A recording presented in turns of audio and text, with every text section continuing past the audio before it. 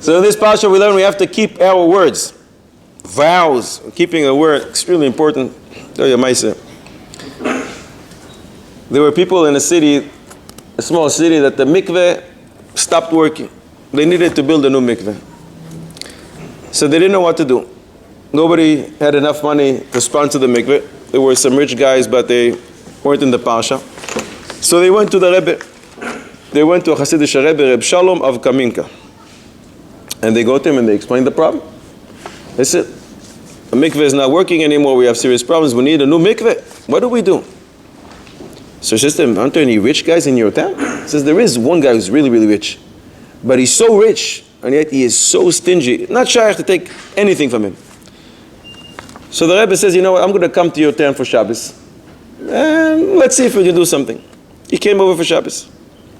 Motzei Shabbos, everybody comes to say goodbye to the Rebbe.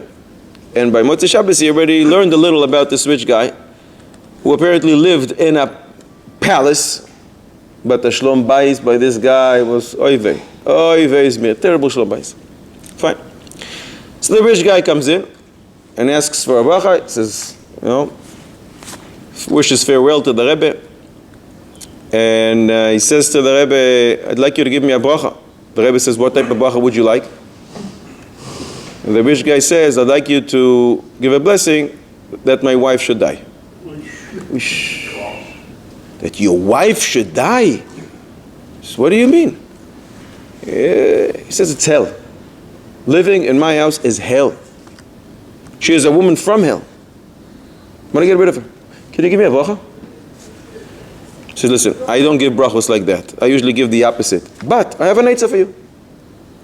Chazal teaches us in Shabbos Lamed Aleph that if someone makes a vow and doesn't keep his word, his wife may die. So after being here all Shabbos, I understand that you guys in town need a new mikveh.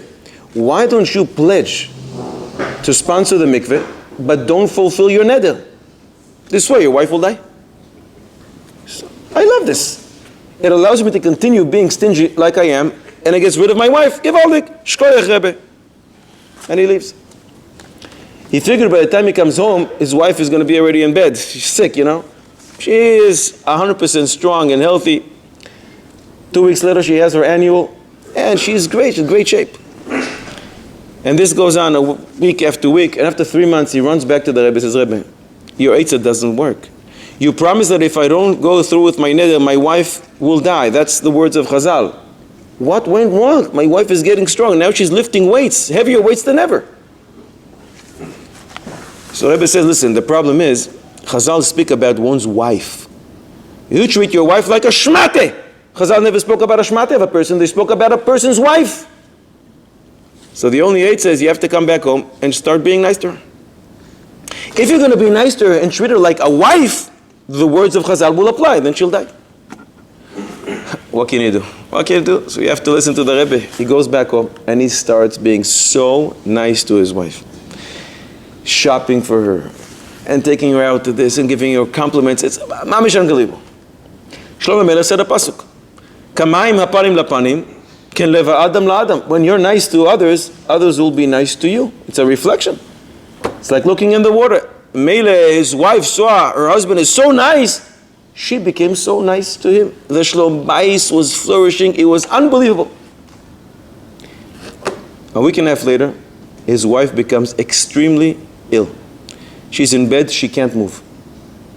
This guy runs back to the Rebbe and says, Rebbe, I need a bracha. What type of bracha? That my wife should heal. What? You said you want your wife to die. He says, yeah, that was then. Things have changed. Baruch Hashem, we have amazing Shlom Bayis. But you wanted her to die. Not anymore. I need her to be healthy. She's unbelievable. We have Shlom Bayis.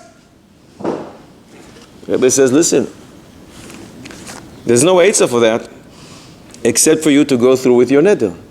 The reason she's about to die is because you made a neder to help the mikveh, and you didn't. So Chazal say, a person may lose his wife.